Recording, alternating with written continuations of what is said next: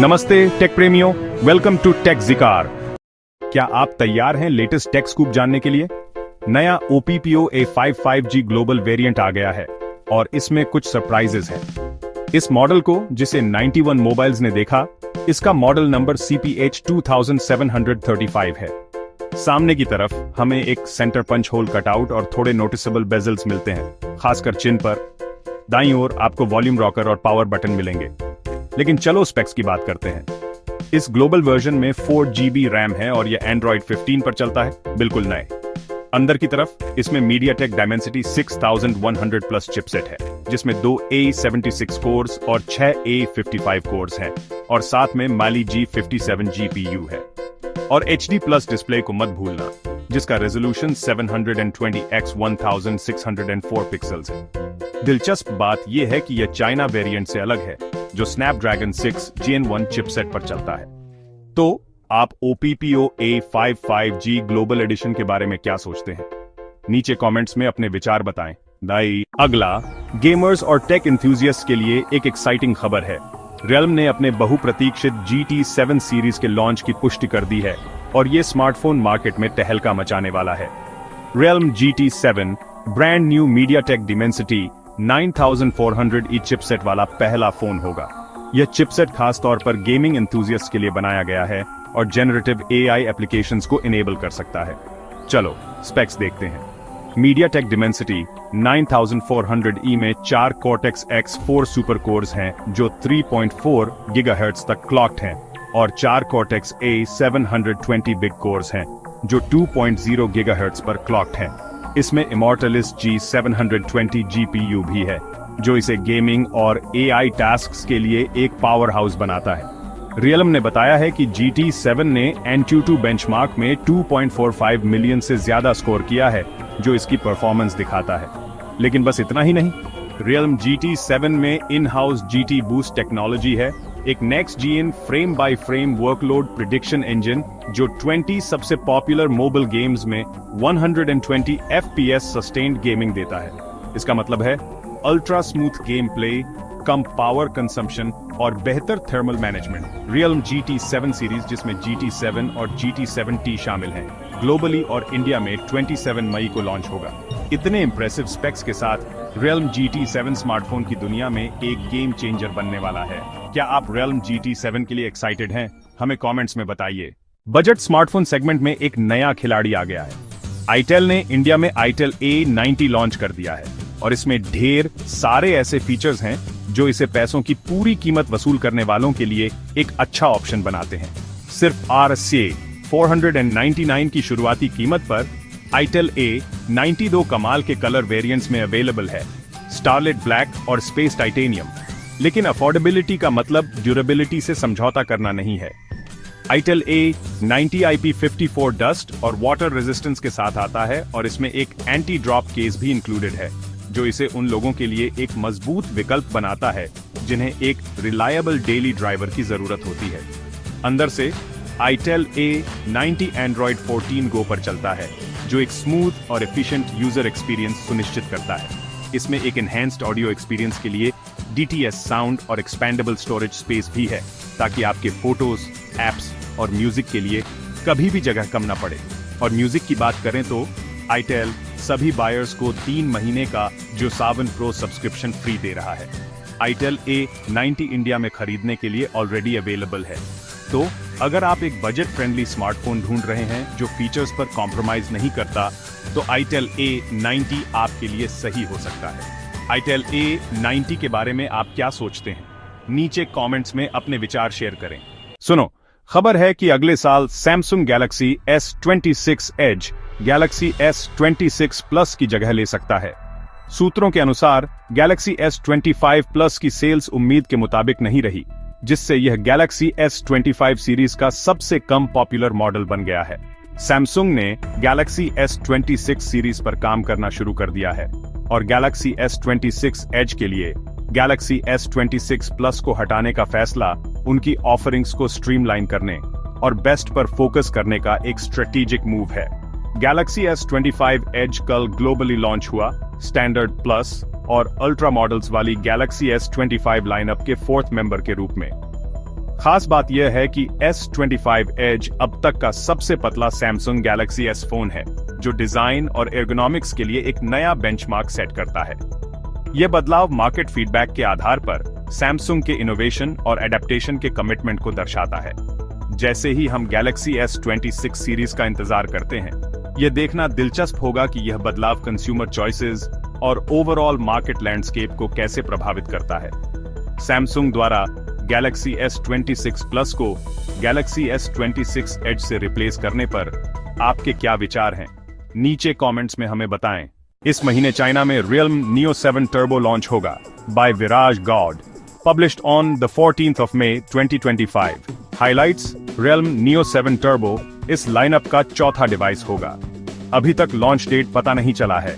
ऐसा कहा जा रहा है कि यह डिवाइस सबसे पहले Dimensity 9400 ई-पावर्ड फोन्स में से एक होगा। Realme Neo 7 SE और Neo 7X फोन्स चाइना में फरवरी 2025 में लॉन्च हुए थे। इस सीरीज में स्टैंडर्ड मॉडल भी है, जो पिछले दिसंबर में आया था। अब ब्रांड Realme Neo 7 Turbo नाम के एक नए फोन का अनाउंसमेंट करने वाला है। उम्मीद है कि यह Realme Neo 7 से ऊपर पोजीशनड होगा। Realme Neo 7 Turbo China launch timeline: Realme Neo 7 Turbo इस महीने के अंत में चाइना में लॉन्च होगा। VIA इसे Realme के इतिहास का सबसे पावरफुल Neo बताया जा रहा है। इसका मतलब है कि यह Neo 7 सीरीज का टॉप एंड मॉडल होगा। Realme VP Chase XU के अनुसार यह आने वाला फोन एक पावरफुल लिटिल ट्रांसपेरेंट फोन है, जिसकी परफॉर्मेंस सेम लेवल के फ्लैगशिप से बेहतर है और इसमें एक नया डिजाइन होगा। आज के टेक राउंडअप में बस इतना ही, और अपडेट्स के लिए बने रहें और लेटेस्ट टेक न्यूज के लिए लाइक, शेयर एंड सब्सक्राइब करना न भूलें। OnePlus 8T वापस आ गया है RS Norm 999 में Control Z के फ्लैश सेल इवेंट में, by Team 91, published on the 14th of May 2025। Highlights: renewed OnePlus 8T RS Norm 999 में मिलेगा 18 मई को फ्लैश सेल में। इसमें है Snapdragon 865 chipset, 120 Hz AMOLED display और 65W फास्ट चार्जिंग। हर रिन्यूड डिवाइस की अच्छी तरह से क्वालिटी चेक की गई है और 12 महीने की वारंटी भी है। कंट्रोल Z, जो कि इंडिया का स्मार्टफोन रिन्यूअल ब्रांड है, उसने रिन्यूड OnePlus 8T का फ्लैश सेल RS Norm 999 में अनाउंस किया है। यह सेल 18 मई को कंपनी की ऑफिशियल वेबसाइट पर होगी। ऐसा ही एक फ्लैश सेल OnePlus 8T का अप्रैल में भी हुआ था और लोगों ने इसे बहुत पसंद किया था। आजकल रिन्यूड और रिफर्बिश्ड डिवाइसेस का बाजार गर्म है, खासकर उन लोगों के बीच जो कम पैसे में अच्छा फोन चाहते हैं। RS 10,000 से कम में OnePlus 8T क्या कुछ ऑफर करता है? OnePlus 8T अपने समय का फ्लैगशिप किलर था और आज भी RS 15,000 या RS 20,000 वाले नए स्मार्टफोन्स को टक्कर देता है। RS 999 में आपको क्या क्या मिल रहा है? Snapdragon 865 processor. ये कोई मामूली प्रोसेसर नहीं है, ये एक टॉप टियर फ्लैगशिप प्रोसेसर है जो अपनी स्पीड, एफिशिएंसी और गेमिंग के लिए जाना जाता है। यह इजीली डिमांडिंग एप्स, मल्टीटास्किंग और हैवी गेम्स को हैंडल कर सकता है, जो RS 10,000 से कम वाले नए फोन्स में अटक जाते हैं। 6.55 inch 120 Hz fluid AMOLED display एक premium feature. 120 Hz refresh rate की वजह से स्क्रोलिंग और एनिमेशंस बहुत स्मूथ होते हैं, जो कि ज्यादातर बजट फोन्स के 60 Hz से काफी बेहतर है। AMOLED technology vibrant colours, deep blacks और एक्सीलेंट कॉन्ट्रास्ट देती है, जो कि LCD पैनल से काफी बेहतर है। 65W वॉप charge, 65W fast charging battery को बहुत जल्दी चार्ज कर देता है। यह सुविधा आजकल कुछ मिड रेंज फोन्स में भी नहीं मिलती। 48 MP क्वाड कैमरा सेटअप, हालांकि कैमरा टेक्नोलॉजी आगे भी आज गई है। 8T का 48 MP प्राइमरी सेंसर अच्छी फोटोज लेता है। इसके अलग अलग लेंसेज इस प्राइस रेंज के सिंगल या ड्यूअल कैमरा फोन से बेहतर वर्सेटिलिटी देते हैं। Premium build and design, OnePlus 8T का बिल्ड क्वालिटी काफी अच्छा है, ग्लास और मेटल बॉडी के साथ, जो कि बजट डिवाइसेस के प्लास्टिक बिल्ड से काफी प्रीमियम लगता है। आज के टेक राउंडअप में बस इतना ही, और अपडेट्स के लिए बने रहिए और लेटेस्ट टेक न्यूज के लिए लाइक, शेयर एंड सब्सक्राइब करना ना भूलें।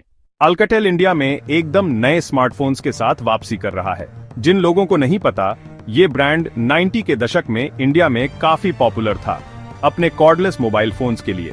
पिछले हफ्ते डिजाइन की झलक दिखाने के बाद कंपनी ने अब ऑफिशियली बता दिया है कि Alcatel V3 सीरीज इंडिया में 27 मई को लॉन्च होगी। तो इस नए लाइनअप से हम क्या उम्मीद कर सकते हैं? सबसे पहले Alcatel V3 सीरीज फ्लिपकार्ट पर मिलेगी और इसका एक लैंडिंग पेज पहले से ही लाइव है।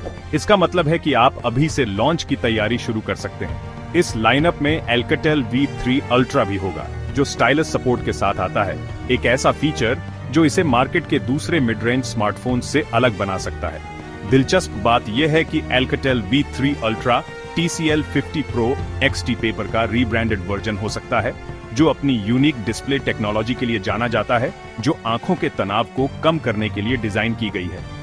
यह V3 Ultra को उन लोगों के लिए एक बेहतरीन विकल्प बना सकता है जो अपने डिवाइस पर काफी समय बिताते हैं, चाहे काम के लिए हो या मनोरंजन के लिए। अपने कैलेंडर में 27 मई रात 11 बजे IST का निशान लगा लें। Alcatel अपनी V3 सीरीज का खुलासा करने वाला है और हम यह देखने के लिए उत्सुक हैं कि उनके पास क्या है। चाहे आप इस ब्रांड के पुराने फैन हों या नए, ये लॉन्च काफी एक्साइटिंग होने वाला है। आज के टेक राउंडअप के लिए बस इतना ही, और अपडेट्स के लिए बने रहें और लेटेस्ट टेक न्यूज के लिए लाइक, शेयर और सब्सक्राइब करना न भूलें। अरे वाह, लगता है वीवो फिर से एक धमाकेदार लॉन्च करने वाला है। Vivo T4 Ultra और Vivo T4 Lite अभी ब्लूटूथ सिग सर्टिफिकेशन लिस्ट में दिखाई दिए हैं, मतलब इनका लॉन्च जल्दी ही होने वाला है। Vivo T4 Ultra का नाम ऑफिशियली कंफर्म हो गया है, और अगर रूमर्स सच्चे हैं तो इसमें powerful MediaTek Dimensity 9300 plus chipset होगा। इससे ये mid to high end smartphone market में एक बड़ा कंपेटिटर बनेगा। लेकिन बस इतना ही नहीं, T4 Ultra के साथ Vivo T4 Lite पर भी काम कर रहा है, जो उनके लिए एक बजट फ्रेंडली ऑप्शन है, जो बिना ज्यादा पैसे खर्च किए एक अच्छा स्मार्टफोन एक्सपीरियंस चाहते हैं। पिछले साल Vivo T3 Ultra ने T सीरीज में एक प्रीमियम ऑफरिंग के तौर पर धूम मचा दी थी। अब T4 Ultra और T4 Lite के साथ Vivo इसी लेगेसी को आगे बढ़ाना चाहता है। ब्लूटूथ SIG सर्टिफिकेशन इस बात का इशारा है कि दोनों डिवाइसेस अपने ऑफिशियल लॉन्च के करीब हैं। Vivo के इन एक्साइटिंग न्यू स्मार्टफोन्स के बारे में अपडेट्स के लिए बने रहे। लेटेस्ट टेक न्यूज के लिए लाइक, शेयर और सब्सक्राइब करना न भूलें।